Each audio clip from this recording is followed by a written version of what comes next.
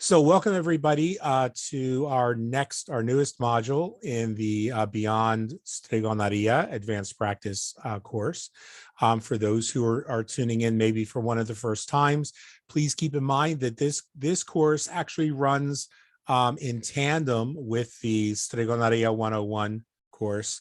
And so you can be taking both at the same time. What we do ask though is that nobody take this course without at least being simultaneously taking the 101 course, and that's going to become a little bit clearer why as I get into tonight's class. So welcome, and welcome to those who are watching on the replay. If you are watching on the replay and you're wondering why you weren't able to get in to the classroom, we do, for this course, we lock the class at 1 minute after the hour. Which is why we ask you to get here 10 minutes early. One, so we can hang out and say hello before class, and we'll have time to do that afterwards as well. But two, because this Beyond Stregoneria, this advanced practice course, is going to be a much more intensive course. It's going to be something that you'll probably want to have notes. You're going to realize tonight in the middle of this class why it would have been good to maybe take those instructions a little more to heart in the Stregoneria 101 course. When we get to the homework section, it would have made your life a whole lot easier if you had a notebook that told you what was being talked about in each module. It would have made your life a whole lot easier if I would have kept a notebook so that I could have told you in the homework, go to module number, whatever. And I'll try to do that after tonight's class, because it's just dawning on me now that would have made things a lot simpler. So let me go ahead and start screen sharing, and we'll jump right into the program. So what we're going to do tonight is we're going to start with the let me move the slide window over. There we go.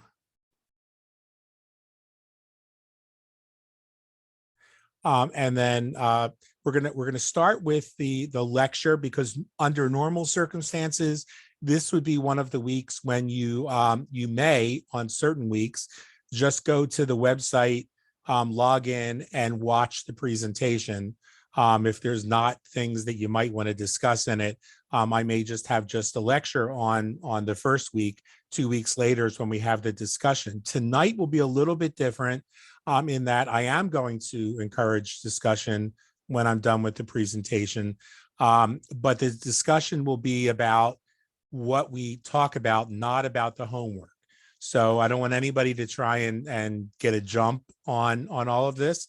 The advanced practice course is designed for you, whether you're here live or not, to watch the replay at least one time. So if you didn't make it to the live class, watch the replay twice, because there's a lot of information that we're packing into a very short span of time for the presentation. I try to keep these slides to 10 to 15 slides so that you have time to be able to take notes. You have time to be able to let the information wash over you. And so tonight's discussion is on conscious creation. This is officially module 1 in the course, since the first 2 modules were preparatory, basically. So in tonight's module, we're going to talk about 4 things mainly.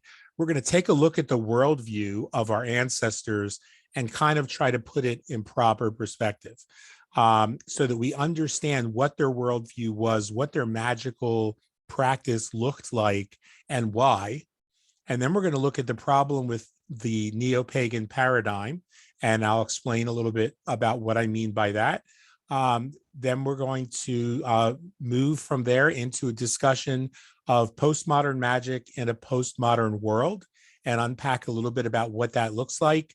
And we're going to end with what is basically the lead in to the rest of the course, and that is the concept of quantum metaphysics, which is a term that I guess I'm kind of coining it as we go in real time, because I was looking for a word that would best describe what I do. And I, as a practitioner, have chosen to dissociate myself from the use of the word witchcraft, even though I will freely say what I do is certainly Stregoneria. I've distanced myself from the term witch because though too much of the baggage that comes with neo-pagan pop culture witchcraft is getting attached to that word. And I want to be clear when I'm teaching, when I'm talking to somebody, when I'm helping somebody, that there is a big difference between what I do and the witchcraft as a religion mindset that's the pop culture version of witchcraft. And that doesn't mean there's anything wrong with the pop culture version. It also doesn't mean there's anything wrong with practicing witchcraft as a religion by any means. It's just that I want people to be clear that when they're coming to me, I'm not going to tell them go make this offering to Zeus and this offering to Diana and this offering to Hecate and let them do the magic for you, because that's not my worldview. It's not my practice, and it's not the paradigm from which I operate. So it's all for clarity's sake. So let's go ahead and dive in and talk about what our ancestors' worldview would have been. Italian and Afro-Sicilian folk magic practices go back at least a couple thousand years before the Common Era. And we know this because of oral tradition and artifacts. And this is one of the sort of one of the foundational concepts that I want everybody to understand is that I consider myself fortunate to have grown up in the family that I grew up in. I think each one of us should, in our own way, feel that same way.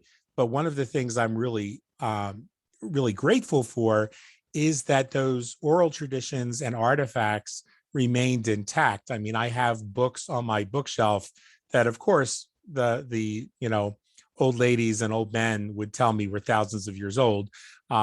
My being a scientist, having some of the pages, dated in science labs, we know that they only go back to about the 14th century. But still, that's considerable.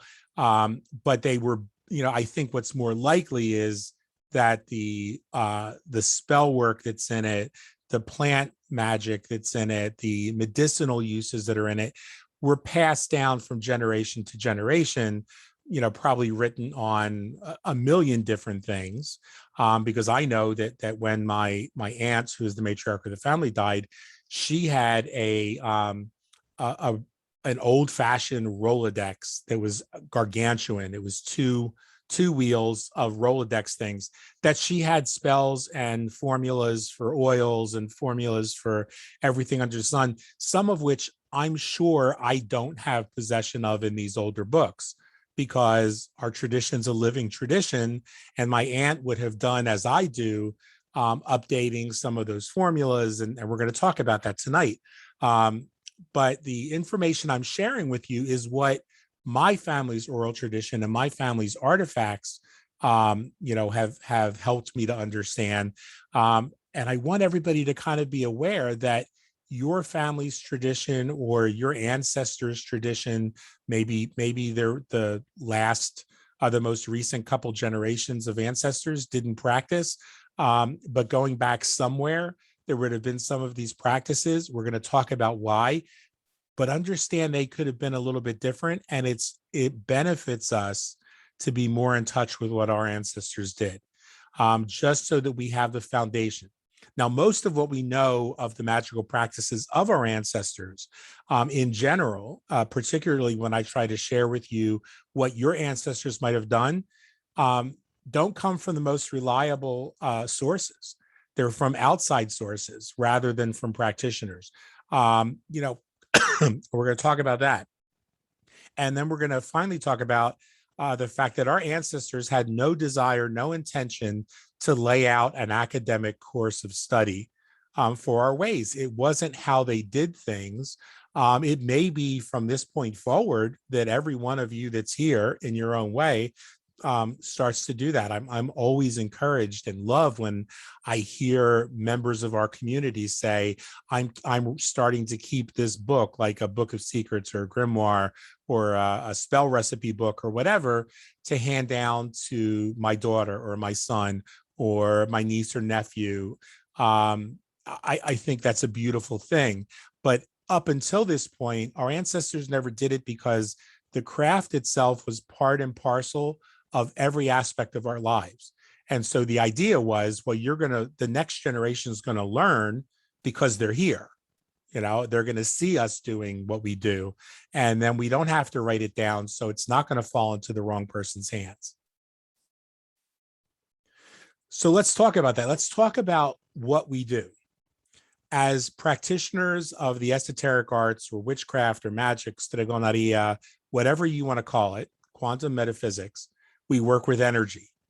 We work with that energy to reorder our reality in order to suit our will. We work in harmony with universal and natural laws. We oppose any institution, any effort to oppress or disempower or marginalize our people or our community in general. And we strike back against those forces that do try to oppress us, that do try to disempower us, to restore social justice. So when we hear the words baneful work, baneful magic, it's not about doing quote unquote evil. It's about restoring justice. And when someone has done you harm, we do the harsher work. Like when you're getting ready to touch a stove and you're 5 years old, your elders are going to smack your hand or smack you in the ass, and it might sting and it might hurt, but they're doing it because it's better that they do that than for you to be harmed. And so when somebody's oppressing us, we give them the cosmic version of smacking them in the ass, sometimes with a shovel, to make sure they don't do it again, because that's an imposition on other people's sovereignty. And then the final thing we do is we heal, we provide insight, and we serve our communities in the ways that are relevant to the culture and relevant to who we are at that particular time. Now, from the beginning, our magic was intersectional. Magic wasn't something, you've heard me say it before, it wasn't something that we did on Tuesday nights. It wasn't something we did when the coven that didn't exist got together. It was our worldview. Therefore, it would have intersected with our religious ideologies. It would have intersected with our political ideologies, our idea of economy and social justice, relationship, work, and our relationship with the natural world, this both seen and unseen. And so it was all magic, in other words. And so when that is your worldview, that there is magic happening all around you, that this energy can be worked with and manipulated, then it's a little more difficult to codify something into what we would call like a religious practice, or an initiatory practice, or the mystery school practices, because those things are things you do at a certain time, and they have their place for those that find value in them, but it's not what we do here, and it would be impossible for them to do an advanced practice, because they're so tied, they're so bound and restricted by dogma, doctrine, and codification, that there is nothing advanced. You just get better at practicing the rote approach. So that's why I say that this is a very different thing from the pagan paradigm. We've talked in previous courses in the Stregoneria 101 course about how Charles Leland got it wrong, and how then the plagiarizers that followed in the 20th century, like Gerald Gardner and Aleister Crowley, Madame Blavatsky, Alex Sanders, and so forth, then by copying one another, and it was an incestuous little thing that was going on in the 40s and 50s, by copying one another, if the original idea missed the mark unintentionally, then what you're copying is getting further and further away from the mark. And so the reason for that isn't that any of them were necessarily bad people, although I will reserve my right to have my opinion about Crowley and Gardner in particular. But that's not relevant or germane to the discussion here. The reason that it was so deeply flawed was because it relied on the most unreliable, the most skewed source that exists, and that is the institutional church, the Roman Church. So everything that they interpreted when Charles Leland saw the coven, the boschetto, the grove of practitioners worshiping Diana and Dianus, because he was told by the Roman Church that witches gather at night in the woods and they steal the souls of children and blah, blah, blah, blah, blah, he interpreted what he saw. And to be fair, Maddalena, who invited him, if in fact she was a real person, also knew that he was going to misinterpret it. And so when you start at that foundation, everything else is going to get further and further away from the truth. Just like the concepts in mythology, where you might have Gregory, Pope Gregory, say Mary Magdalene was a whore, and all of a sudden everybody's telling this story that completely misses the point of the power, the contributions, the beauty, and the strength that came from being a woman who relied on no man. But the misogyny then twists the story so that years later, you even have people that are not part of the Roman Church who are like in 5 times, 6 times removed Protestant denominations, even some of the more wackadoodle versions, who still believe Mary Magdalene, though, was a whore. They conflate the reality with their interpretation. So the reason I dwell on this often is because it's easy to look back at what Leland misinterpreted. It's easy to then cast aspersions on Gardner and Crowley and Blavatsky and Sanders. But let's remember, too, that we're always interpreting what's happening in our world through an imperfect lens as well. So the lens of our perspective might be off. And that's why it's important to constantly come back and say, let me check what I believe about this and see if there is better data than the chaotic data I may have made these determinations upon. The pagan paradigm also assumes that that you needed to rely on or worship external beings because they believed in external beings, because it was all based around religion, and religion, for the most part, externalizes and anthropomorphizes things that are neither external nor anthropomorphic. And as a result, it then conflated the Vecchia Religione, the old religion, with I modi vecchio, or the old ways. And of course, at the end of the day, the pagan paradigm is rabidly patriarchal, no matter how you slice it, no matter how you try to look at it, no matter how many reclaiming and revisioning and restoring movements may exist to try and disguise it as a goddess religion. It's based on the agendas of a bunch of old white men. And like every other religion, it is patriarchal, manipulative, and disempowering. So that's why, and those are 4 primary features that have absolutely nothing to do with our practice. That's why we can do an advanced practice, because we don't rely on that errant information. So historically, the Streghe, and again, being mindful of the fact that none of our ancestors would have identified as Streghe, most likely. That was an outsider's term for us, even if we were practitioners. Like I tell the story in the 101 course about Christmas Eve during the Molochio module, how my aunt and grandmother were referring to the woman who was sitting in front of us at midnight mass as the Strega Butana. You even though we were all practitioners of the same stuff, you would only refer to somebody as Strega if you were trying to put a little dig. And Putana, of course, was that too, because she was prettier than all of them. At the end of the day, she was better put together. She was more confident, more poised, and more graceful, and in no small part because she didn't have kids, she didn't have a husband.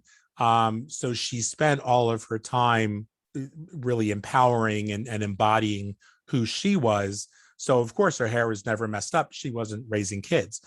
Um, but our people, the practitioners themselves lived on the fringes of society. We were viewed as the ones who lived beyond the hedge, who possessed otherworldly knowledge or wisdom that wasn't taught, quote unquote, by society at large. And now remember, context is everything. In those days, over the last couple thousand years, society at large meant it wasn't something being taught by the institutional church, which was a front man for the Roman Empire. So if they wanted you to know how to do something, you were taught. If you were even in the early days, those who watched Luna Negra realized that the churchy people, not just the hierarchy, but the faithful adherents will say they even look down their nose initially at medicine as being some kind of magic, some kind of hoo-ha, practice, because it wasn't what the church didn't want people being empowered, despite what they would pretend and say. They wanted people to be kept within a box and confined within a certain space because it was easier to control that which was contained. But we were the healers, we were the midwives, we were the medicine workers, the seers, and the problem solvers. And that thread of who we were continues in each and every one of us, whether you're aunts or parents or grandparents or cousins are practitioners to your knowledge or not. And I've just started to say that to your knowledge part, because 2 weeks ago, I had the delightful experience of being with a group of people. One of the people is someone that I know online and is a practitioner. And they've told me multiple times how everyone in their family are religious fanatics. Nobody practices the craft. And we were in this social environment, and I watched one of their family members do something that I immediately recognized for what it was. It was involving Señora.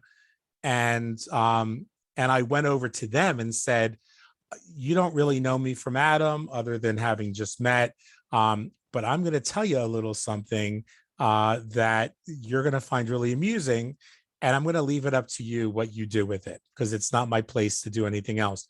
But your cousin over there thinks that everyone in their family is not a practitioner and is a Bible thumper and looks down their nose at people who do what I just watched you do. And they started to laugh hysterically because they knew that they were caught red-handed. I was like, and I'm not going to be the one to tell them that it's that they're wrong about some of their family members. And this person kind of pulled me by the shirt outside and said, you have no idea. We know that that's what they think because of blah, blah, blah. No, none of our business. But everybody in the family is a practitioner. They just don't trust that person. So let's also open our minds to the fact that sometimes people are practitioners and we don't know that they're practitioners because it's their personal practice, it's their private practice. They have whatever reasons they have for being as open or not open about it. But that thread continues to the day. And so we're all now in this course that's officially kicking off tonight. And so what does that mean for us? Well, theory and history can be thought-provoking.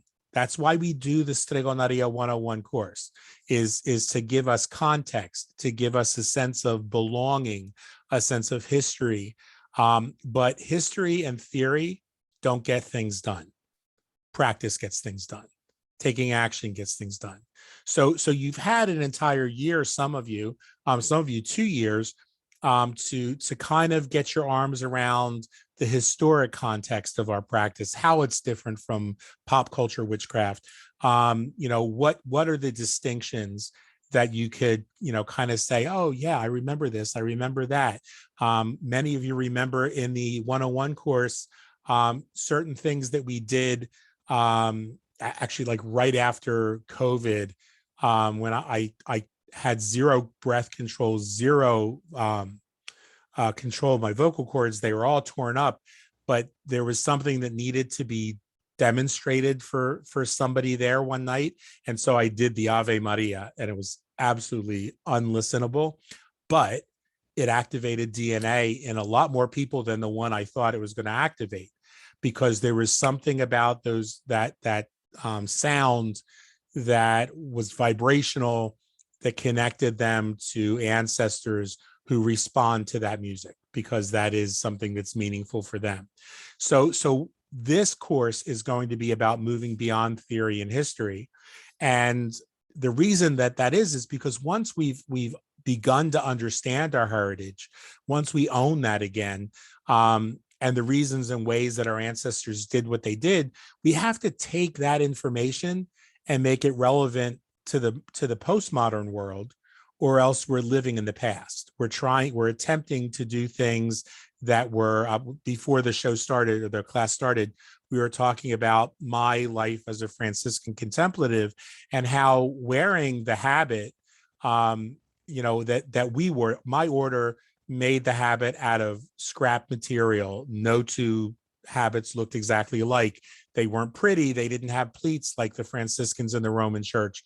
They were the habit of the poor, and I generally have disdain for Roman Catholic religious habits because they cost $400, $500, $600, and there are hungry people on the street who could be fed with that $400 or $500 or $600. Put a t-shirt and friggin' jeans on. But when I wear my habit, which is even more raggedy now because we get one until it can no longer be patched, and mine has been patched. And it's fine. It's suitable. I wore it for close to 30 years. But I'm comfortable in that clothing. The only reason I don't wear it every day is because I don't live in the 14th century, and this is how the simple people dress today, jeans and a t-shirt. This is the clothing of the poor. So trying to do exactly the magic that your aunt, your grandmother, your great-grandmother, great-great-great-grandmother did doesn't always make a whole lot of sense in the modern world, because practical magic and quantum metaphysics is the core of our tradition. We're going to unpack ways that we can make the practices of our ancestors relevant today. So if any of you have been thinking, this is all really interesting, I love learning more about what my ancestors did, but it's just not like I'm not vibing with that. I still feel lost. That could be why, because you're not living in the 14th, 15th, 16th, 18th century, even the 19th or 20th century now. So at the very core, if I had to distill what makes our practice unique, it is that everything that we do, and I spent a long time trying to tease out if there was any little practice I could think of, looking through these old books that I have, listening to the stories of my aunts, if there was anything that didn't reflect what I'm about to talk about, and there is nothing. I could not find in the last 20 years of doing this research a single thing that didn't have at its foundation the idea of essential unity and an intelligent universe. So these are two different things that are intersectional. But understanding how the Earth's neural network, or mycelium, that we talked about in the fantastic fungi video and in our discussions, understanding how that neural network is mirrored in the neural network of the cosmos reveals our single greatest obstacle to accomplishing most of the magical outcomes that we want in our life. And that is because if you don't understand that the old adage, as above, so below, is referring to a neural network that is the divine, that is source, that is intelligence, and that is the magic itself, that each one of us is an embodiment or a reflection of, then you're coming from a place that believes in separation. And so when you believe in separation, you may think, okay, I'm a separate person from Rose, and you may perceive that. and you may see all of the characteristics about us that are unique. But when you're seeing that, what you're actually separating isn't me and Rose. You're separating you and your power. Because the moment that you realize this is all one organic experiment or holograph or expression of intelligent, of creative intelligence, then you're coming back into your power when you say, oh yeah, we're all one. So this is just somebody reflecting back to me, something I can work on in myself to heal. And that's the reason why when it comes to healing, I have been fortunate enough to be considered I despise the word gifted because I think it's something we all have, but an effective healer. And it's not that I have any skills any of you don't have. It's that the secret to my healing, and we'll talk about this later in the course, is that I never try to heal you or anybody else. I only try to heal me. And so I see whoever the person is who comes in front of me as an opportunity for me to do the work on me. And when I do the work on me, it automatically fixes whatever it is that's manifesting in them, because we're one. So I'm working with that intelligent neural network and saying my experience of life is my responsibility. Everything that happens in my life, yes, including the sexual abuse, the rape situation, the making buku bucks and then losing everything twice, is 100% my responsibility. It doesn't mean that I chose to be raped. It doesn't mean it's my fault that I was raped. It doesn't mean that it's my fault that I lost everything or gained everything. It just means that it's my responsibility. It's the stuff I was given to work with. If any of you have watched those Food Network shows where they have like a basket of all kinds of ingredients and they're allowed to use whatever's in that basket. You don't have to use everything, and you probably shouldn't use everything because it would be chaotic. But you choose the things you want to do to create something amazing, to create a food experience, not just a meal. And that's what we do with our magic, is we take all these experiences that have happened in life and we choose which ones we're going to use in this moment to create that shift, to create that powerful change, or the healing, or the drawing in abundance, or the pushing away people in our lives. I like to tell people when they're trying to do work to get rid of a toxic person in their life, the most important thing they could do is remember when they were toxic in that same way and forgive themselves for it and say, I'm really sorry that so-and-so had to deal with me being such an asshole, because now, and it may be that you were never as toxic as, very few of us, fortunately, have ever been as toxic and insidious as Adolf Hitler or Donald Trump, but we've all done things that are similar to what they've done, maybe on a much lesser scale. But we've all been exclusionary. We've all been racist. We've all been misogynistic. We've all had our moments when we've not been at our best. So when we consciously choose and continue to remind ourselves of our essential unity, we become grounded in the universal consciousness, that 0-point energy that Einstein referred to as a descriptor for this vast, unquantifiable, unmeasurable, and unknowable reservoir of energy that we just don't understand yet, from which all things manifest on the subatomic and then atomic level. And so it's also important for us to remember that primitive expressions yield primitive results. So what I mean by that is when our ancestors would do things like the removal of the Maloikyo that we taught last Christmas Eve in the Stregoneria 101 course, they were using the tools, the understanding, the awareness, and rituals that made sense in the ethos of their time. So in the ethos of their time, most of the women practitioners were homemakers. They lived they were home all the time. So it was easy for them when they had to remove Maloikyo to go grab the bowl and the olive oil and the water and the salt and the scissor and the candle, and boom, you're ready to go. But what if you live in the 21st century and you're a working woman or a working man and you're not at home, and somebody comes to you and you clearly know, as you practice this more and more, you begin to recognize what Maloikyo looks like.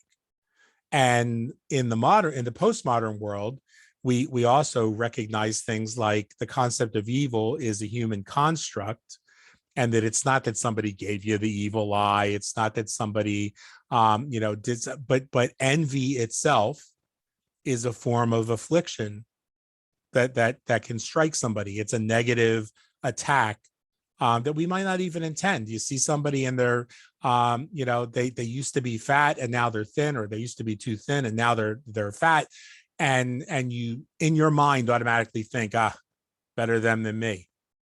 Well, that's inflicting somebody with Maloikyo, whether we know it or not. So in the postmodern world, you might be at work in corporate America, and you're not going to go in your pocketbook and take out a bowl and olive oil and water. Although some people do. I know there's still there. I can tell you in my family, there are people who have little, like this size bottle of the holy water that they take with them everywhere, and a little container of salt, and and all they got to do then is find a bowl or a coffee cup or something to do the Maloikyo. But you don't have to do that. You can actually do the same thing without using the tools of the 18th and 19th century and late 17th century. So we use the rituals and adapt them to the modern day. So we don't just adopt them with an O, we adapt them. And so we include not only what our ancestors did, but we include what we understand today about psychology and herbology and quantum physics and philosophy and the other sciences in the postmodern world. And if we do that and blend that with the magical practice, the results are so much more powerful in their expression and so much quicker to take place. And that's what this course is going to be all about. Like, how do we start from what our ancestors did and make that something that's accessible in the 21st century, and it's relevant without the superstition, without the, you got to go and like there are concepts that our ancestors would have worked with. One that comes to mind, just because I know that in Michael's course, he's going to cover this, is the concept of purgatory.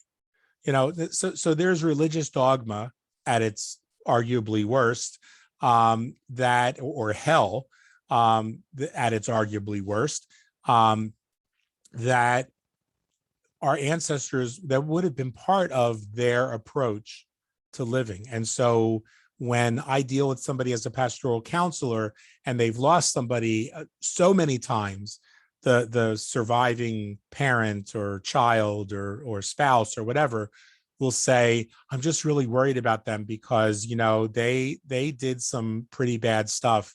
And I just know that they're going to be desperate in purgatory and or in hell. And so we have to meet that person where they are and say, do you really believe that? Let's pretend for a minute that I believed that I was theistic and I believed in an anthropomorphized God. Would it even make sense to say that you love and devote your life to serving this deity who's going to put somebody that you love in solitude or in suffering in hell? Like, that's just crazy. Find a new God if you got to have a God. If you got to have a God, you got to have a goddess. At least find one of the good ones. And so when we look at what we're doing right now, it's not new. Throughout history, throughout the ages, attempts have been made by people who say, you know what, some of this old stuff that we believed was superstitious, it wasn't practical, it wasn't healthy, it was toxic. And they've tried to make things more relevant in the current day.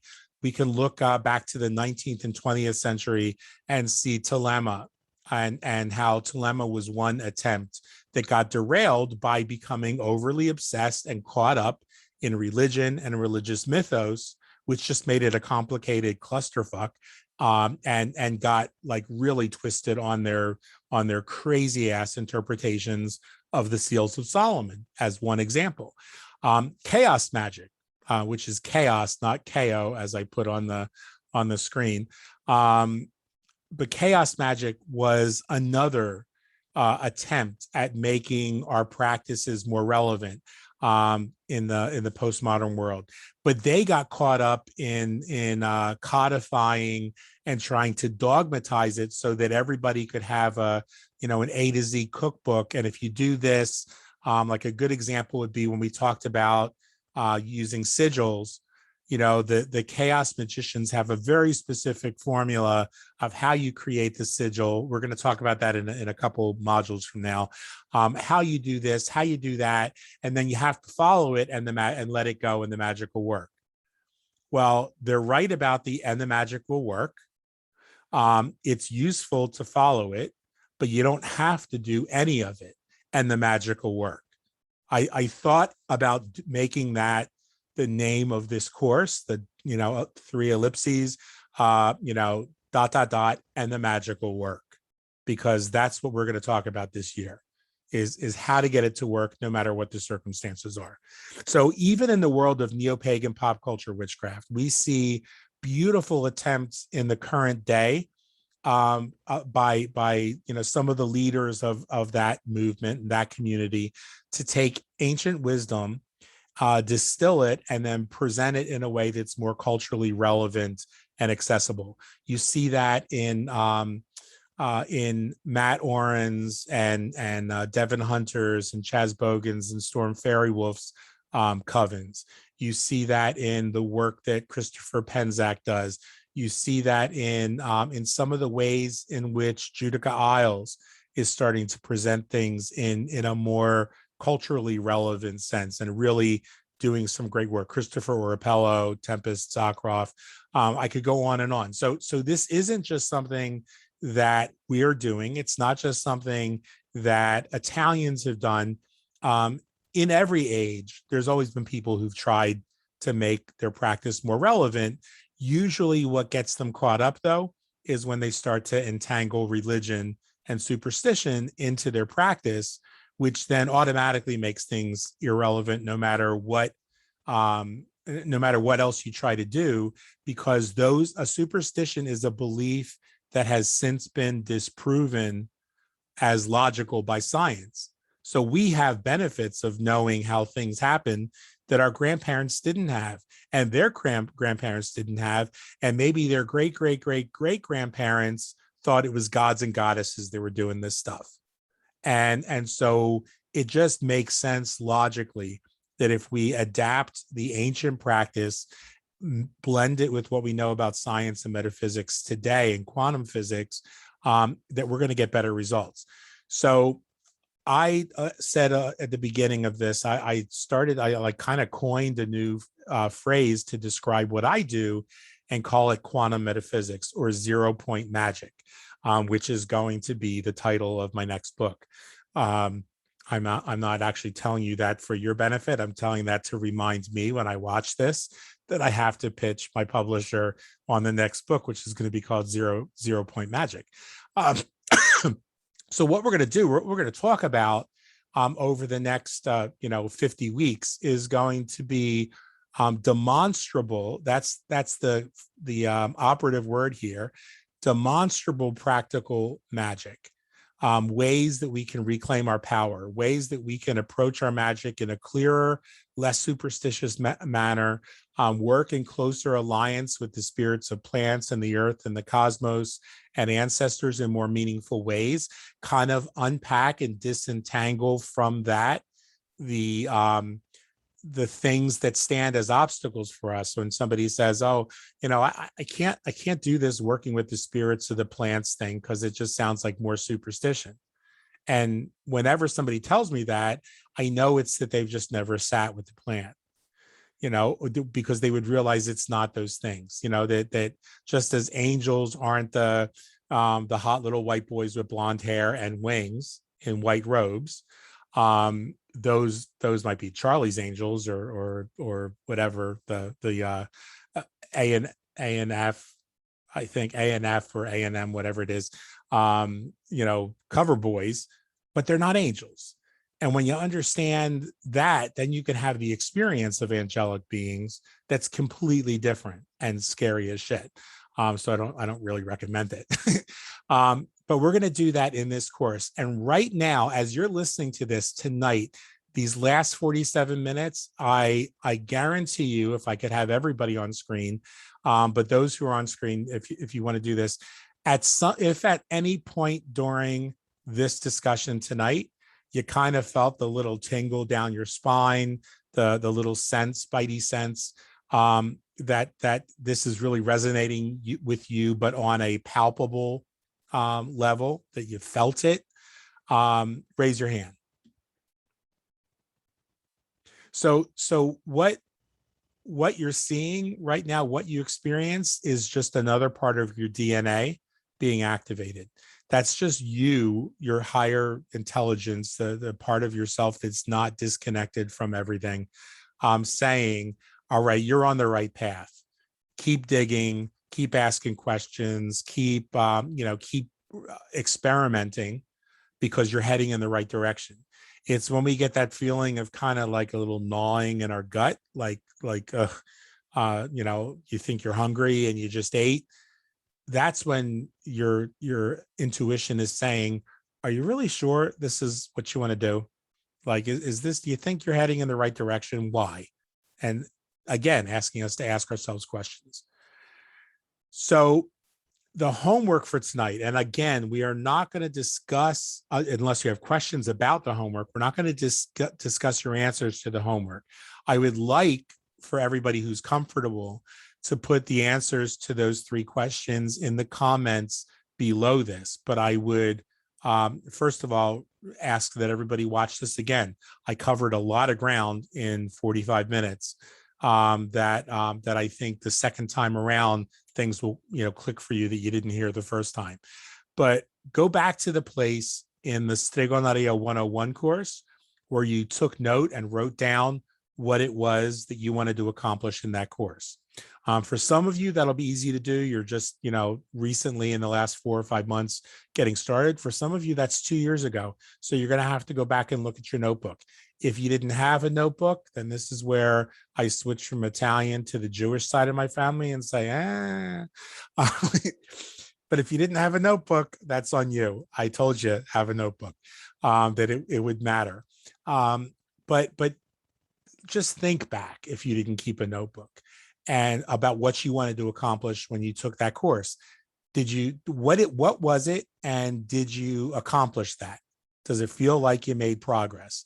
If not, what seems to be the 2 or 3 biggest obstacles to your accomplishing it? And then go back to the module in the Stregoneria 101 course where I give you the formula for spell crafting. And if you're just getting started on this course and Stregoneria 101, don't worry about it. We're going to talk about the formula for spellcrafting very shortly. But I'd like folks who took the course already to ask themselves this question. I gave you the 5 components of a spell, and I told you how to use those. Ask yourself, how often have you honestly used that simple formula in the last year? In other words, did you take that course and say, well, that was really interesting on the 5 components of a spell? Yeah, I guess every spell I read has these in it. Yeah. Okay. And then, 6 months, 2 years later, you discover that 2 years has passed and you haven't used that formula. Instead, every time something goes wrong, you say, you got a spell for this, you got a spell for that. When you were given the power back by somebody who loves you and cares about you and said, you should know how to do this yourself. And then you could ask me all day long. Once you really do know how to do that spell, you could ask me all day long, what would I include? Because we will often do that to see, like, did somebody think of a means of activation I didn't think about? Or, I'd like a second set of eyes looking at this problem that may not be attached to my emotions. So ask yourself that question. And the third and final question for your homework is, are you ready to set aside the things that have been self-created barriers over the last 2 years to 3 weeks, however long you've been with us, that are standing as barriers to expressing your truest and highest nature? And I don't want you to answer that one in the comments, but I do want you to consider writing that question down, answering it, and signing it in your notes. Make a commitment, make a contract with yourself. Doesn't have to be fancy. Doesn't have to, I'm not going to tell you, go get a dollar bill. Go get a check out of your checkbook and make it out to $1 million on New Year's Eve. Like, that's stupid shit. I want you to do this for real. This isn't about a meme. This is about, am I ready to set aside the things that are self-created obstacles and barriers that are stopping me from expressing my truest and highest nature? And out of vulnerability, I'll tell you right now, for me, that barrier that is self-created is all around finances, because I went from being a 16-year-old kid, which is when most people start to learn about finances. I went directly into the seminary, where I lit, where we would, at night, take our habits off and drop them down a laundry chute. And magically overnight, the little gnomes, which were also known as nuns, some of whom were nuns and gnomes, would wash, dry, and iron your habit, and it would be outside your door when you woke up the next morning. And so, I mean, yes, I did figure out immediately that it was somebody washing my clothes, not gnomes. But that, I mean, like, we don't. If a part of you gets emotionally or intellectually stunted because you didn't experience it at the right time in life when you were supposed to, for me, that's all around money and finances. Because even when I became the minister general and head of the order, I learned a little bit more about all of the things, all the business stuff behind running an order that you had to do. But I still wasn't the one having to go to work every day to make X number of dollars to pay a bill. And all I had to do was show up, teach, serve, feed, and love everybody. And so I'm really good at always having my needs met, so that I say the universe is abundant and will provide for all my needs. But that doesn't, my needs are different from my wants, and my wants are to have a really big house where students and friends and family could come and stay for whatever period of time for study and to work together, and that there could be a local community built up around it. That's my dream of my house. That's a want, not a need. So I haven't manifested it yet, and I intend to manifest it in the next 2 years. So I'm just being honest with you that I'm doing the work with you. This isn't just like theory. This is, let's all roll our sleeves up, because remember, if I do the work in me, somebody else who's having that issue, that might be healed. If you do the work in you, then somebody else who's having your issue might find that thing completely changed and transform in their lives. And there's a reason that's important, and we'll get to that in a future installment. Where the hell did the stop screen sharing? There we go.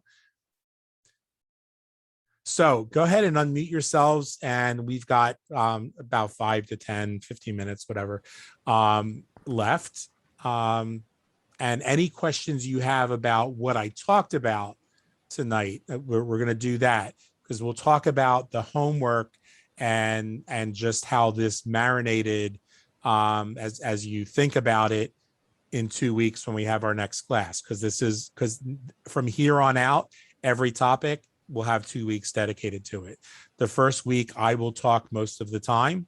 Next week I'll hardly talk at all. It's really about you guys, other than answering you guys. So tonight, what are some of the thoughts? What are some of the takeaways? questions that you have about this material.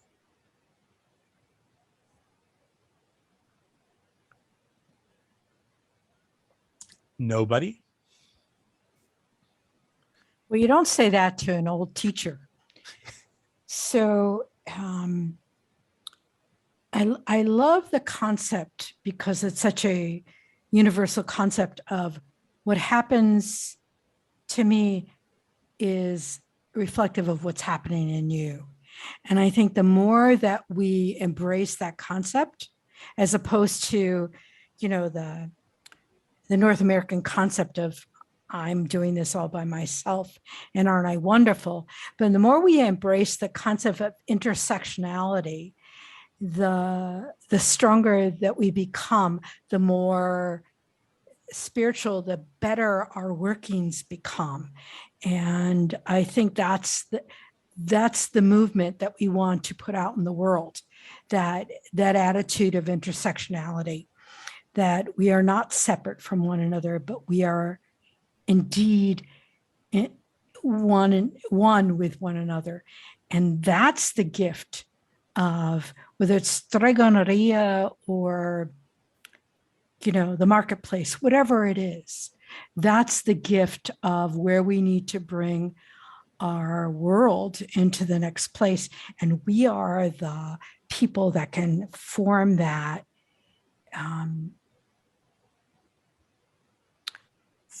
community that feeds other people if we have that attitude of, you know, and I learned that when I did spiritual direction, that what I need to learn is often brought right in front of me. As a teacher, you teach what you need to learn, and the students teach you what you need to learn. And that intersectionality, that is vital for our world to go forward in this time of what seems to be breaking apart. Absolutely. And thank you for that on so many levels. I mean, you know, we're all so fortunate that you just don't have somebody whose worldview in this class goes back a half a century or beyond a half a century. But now you have somebody who's, you know, whose worldview reaches, you know, not terribly close, but close enough to 3/4 of a century. And if we had, you know, somebody on there like my parents or grandparents or something, we would get even more perspective. But I think Dea and I would both agree that the facts, the truths that she just touched on about, you know, the world reflecting back to us in that moment, what we need to work on in that moment, that hasn't changed in 3/4 of a century, you know, and so it's those really relevant truths that our ancestors understood that often get misinterpreted, that where we say, oh, well, you know, Stregoneria is a closed practice because when, for example, Dr. Angela Puca, who is very neo-pagan based, brilliant, an amazing anthropologist. I absolutely adore her. But her, when she did her research, a lot of people were telling her, we're not going to talk about that. And the idea behind non dice niente, and we're not going to say anything, is that not that it's a closed practice. It's that we're not going to say anything. We're not going to express that to you because you're looking for the wrong thing. If the questions you're asking about a codified practice and look like and sound like Wicca, I mean, my aunts would get so mad at Zio Leo when Leo Martello would come over and say, why do you got to say Wicca? You're like those crazy sons of bitches. And it wasn't that, I mean, I don't believe my aunts even knew a single Wiccan practitioner in their lives, because I can't think of any that we met that you know, I would have seen. But I think just out of their concern for Leo, they didn't want them to misunderstand that, well, we do all this superstitious ritual, you know, hocus pocus, and then Diana swoops down with her big magic wand and makes it happen. And yeah, I was aware that I was going to use the big magic wand, so that's why I did not say Zeus. So the idea that I think is so important is it's that we couldn't tell you what you're asking us for. I couldn't teach you that because you're looking in the wrong direction. You're asking me to teach you something that doesn't exist. Everything we do is magical. So that's why you heard Dea say it doesn't matter whether it's in your magical practice or it's in the marketplace, because it doesn't, because our way is one that doesn't see any point in time when we're not doing magic. And the more you reach that point, and that's not a condemnation of anybody here who feels like, oh, I wish I was that way, but I don't think of doing magic when I'm having to crunch the numbers for a report.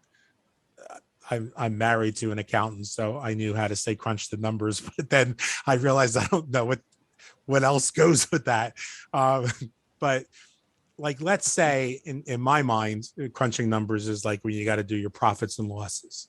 And so if that's all you know how to do, but you don't know how to remedy it, then what value is that information? Oh, okay. So now we're in the red or the black or whatever.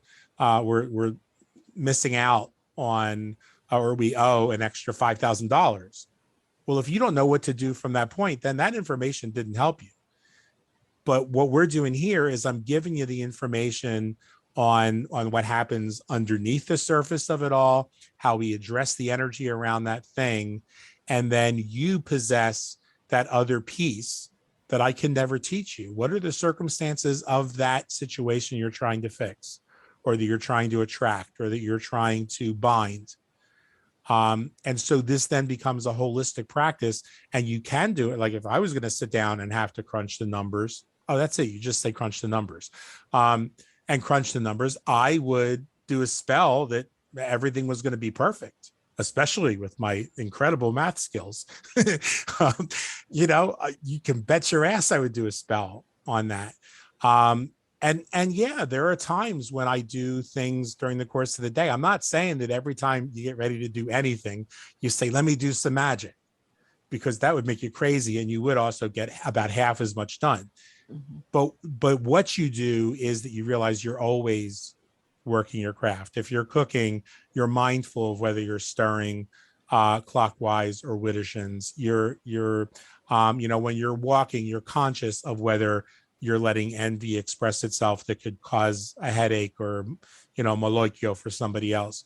It's that intersectionality where, thank goodness, we live in a plural society that we can borrow from the Buddha, who, by the way, said a lot of these same things, and say, oh, mindfulness practice, or we can borrow from the Christ consciousness and talk about, the Dharma of compassion or whatever.